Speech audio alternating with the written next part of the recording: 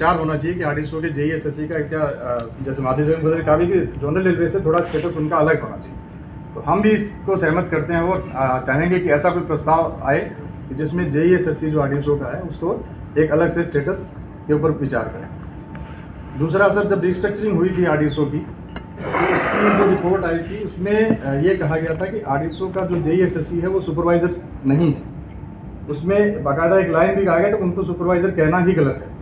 तो वो हम आपके साथ शेयर करेंगे सर, उसको डॉक्यूमेंट हमारे पास है, वो एक्सेप्ट भी हुई रिपोर्ट। तो इसमें थोड़ा सा कॉन्फ्लिक्ट है सर कि वो सुपरवाइज़र उसको माना जाए कि नहीं माना जाए, क्योंकि ये उसके बाद से कोई ऐसा खंडन नहीं आया कि उसको सुपरवाइज़र माना जाए। तो हम ये चाहते हैं कि भी उस सुपरवाइज़र के बेस पे ये जो रिस्ट्रक्चरिंग कमेटी की जो रिपोर्ट के आधार पे उसी हिसाब से ही हमको क्लैरिफिकेशन या तो लेना चाहिए सर कि सुपरवाइज़र हैं या नहीं, क्योंकि इससे सर जो सर्विस कंडीशन है वो काफ़ी प्रभावित होती है। जैसे अभी ओवर टाइम अलाउंस का मामला है टेस्टिंग पीएम का, तो उनके जॉब एनालिसिस डायरेक्टर ने किए, उनके तो उन्होंने कहा कि भाई उनको ओवर टाइम होता है, पर क्योंकि सुपरवाइजरी कैटेगरी और इंस्पेक्शन कैटेगरी में उनको मान के उनका बंद कर दिया गया ओवर टाइम अलाउंस।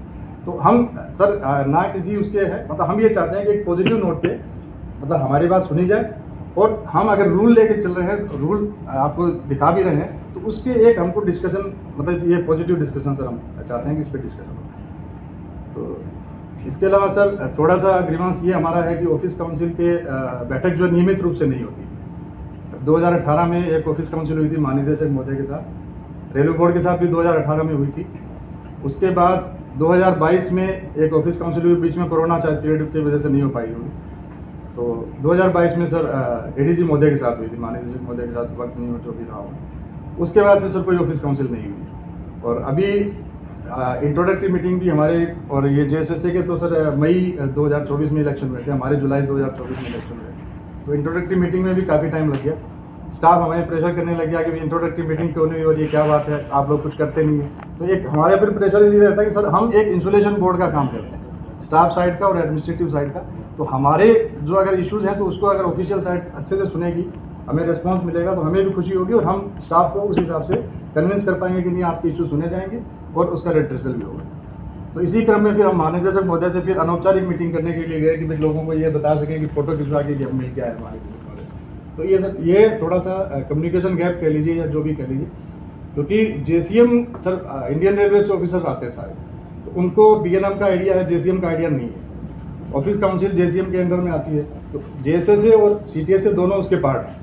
तो जेसीएम के तहत हम लोगों को एक ऑफिस दिया गया है, दोनों लोगों को अलग अलग ऑफिस दिया गया है, प्रीमाइसेस में दोनों ऑफिस हैं। तो अब जब हम सर हमने कहा कि भी हमको फर्नीचर और कंप्यूटर वो चाहिए, क्योंकि अभी बहुत बुरी हालत में सर, हम आप चाहे जब भी मतलब किसी रिप्रेजेंटेटिव के थ्रू या सर हम आपको भी इन्वाइट करना चाहेंगे, तो बुरी हालत में वर्किंग नहीं है। तो हमने उसके लिए भी आवेदन किया, वो अभी तक सर हमें नहीं मिले हैं। कार्यालय की स्थिति भी बहुत ख़राब है, ऊपर से सर वो फॉल सीलिंग पूरी ख़राब है, चूहे दौड़ते हैं, मतलब बैठने की स्थिति में नहीं है। तो ये छोटे मोटे ग्रीवांस है सर, ये मतलब बहुत बड़े इशू नहीं है। आप पीसी को महोदय ने बताया कि जो है ये शायद नेक्स्ट वर्क प्रोग्राम में ले रहे हैं, पर वो सर बड़ा इशू हो जाएगा वर्क प्रोग्राम। हम तो हमारी तो छोटी छोटी मांग थी कि भी खिड़कियाँ लग जाएँ बढ़िया सी थोड़ी, और ऊपर फॉल सीलिंग वगैरह ठीक हो जाए, और वो जो ऊपर जो शेड है वो थोड़ा प्रॉपर ठीक हो जाए, तो इतना ही है। तो बाकी सर तो बड़ा कोई शॉर्ट टर्म में जो हो सकता है सर। और बाकी सर एक रिक्वेस्ट ये है कि जो भी कोरेस्पॉन्डेंस पॉलिसी से रिलेटेड हो या स्टाफ के मैटर से रिलेटेड हो, एक कॉपी सीटीएस से जेएसएसए को सब मतलब नेसेसरली पहले मार्क होती थी, हमेशा से होती थी। इधर हमारे पास कम्युनिकेशन गैप हो गया, हमें सूचना नहीं मिलती है, तो वो जानकारी हम जरूर मतलब हमें मार्क होनी चाहिए। और 4 महीने के पीरियड में सर हम अधिकारियों से मिले, पीसीपीओ महोदय से मिले, ईडी एडमिन सर तो अभी नया है, ईडी वर्क से मिले, अभी डायरेक्टर सिविल से मिले थे, और ईडी फाइनेंस महोदय से मुलाकात हुई, पीसीएमओ महोदय से मिले। तो हमने सर सबसे ये कहा कि हम जो इशू जैसे लेके आते हैं, तो एक जैसे जनरली क्या होता है कि पर्सनली अगर आपके पास टाइम है तो हम एक लेटर भेज देते हैं। तो लेटर के ये है कि हम कहते हैं कि एक मीटिंग फिक्स कर दीजिए, तो उस दिन हम सब लोग हाजिर हो जाएंगे, आपका भी टाइम व्यर्थ ना हो, हमारा भी, मतलब हम भी ऑफिशियल ड्यूटी देखते हैं, तो हम एक कम्युनिकेशन जो बना के उस दिन आके सारे इशूज़ को वो कर लें। तो इसी हम चाहेंगे कि पीसीपीओ महोदय के साथ हमारा हर 15 दिन में या इस तरीके से कम्युनिकेशन फॉर्मल तरीके से हो जाए, तो मतलब एक बेटर जो है रिजल्ट होगा। दूसरा सर एक हम ये चाहेंगे सिस्टम इम्प्रूवमेंट के तौर पे कि ग्रीवांस रेड्रेसल एक वो सेल बन जाए। स्टाफ रिप्रेजेंटेशन देता है, कई बार उसका जवाब संतोषजनक मिल जाता है, कई बार नहीं मिलता है, वो हायर अथॉरिटीज़ के पास भी जाता है तब भी जवाब नहीं मिलता। अल्टीमेटली वो क्या होता है सर, कोर्ट केस कर रहा है। तो अभी इतने छोटे से ऑर्गेनाइजेशन में सर कोर्ट केस की तादाद काफ़ी है, मेरे ख्याल से 90+ पर्सनल मैटर्स के केसेस हैं।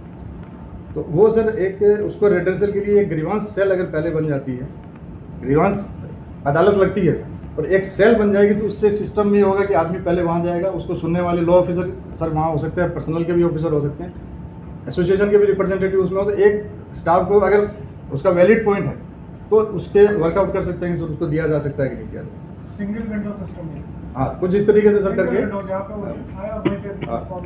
क्योंकि सर जो टेक्निकल स्टाफ है वो उसके पास इतना टाइम नहीं रहता कि वो अपने पर्सनल मैटर्स के लिए बार बार एस्टेब्लिशमेंट में आए या उसको चेंज करे, तो वो क्योंकि उनके अपने इतने वो ड्यूटीज़ रहती हैं। इतना टफ जॉब हम देखते हैं, हम ये हमारे अध्यक्ष महोदय हैं, ये कैरिज में सर SSC हैं, तो ये ब्रेक का सर वो देखते हैं।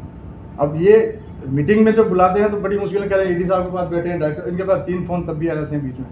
तो हम लोगों को सर थोड़ा एक वो दिक्कत होती है कि भी कैसे मैनेज करें हम एसोसिएशन को। तो थोड़ा सा भाई हम चाहेंगे सर कि जो हमारे एग्जीक्यूटिव हैं, पदाधिकारी हैं इसके, उनको सर कुछ टाइम के लिए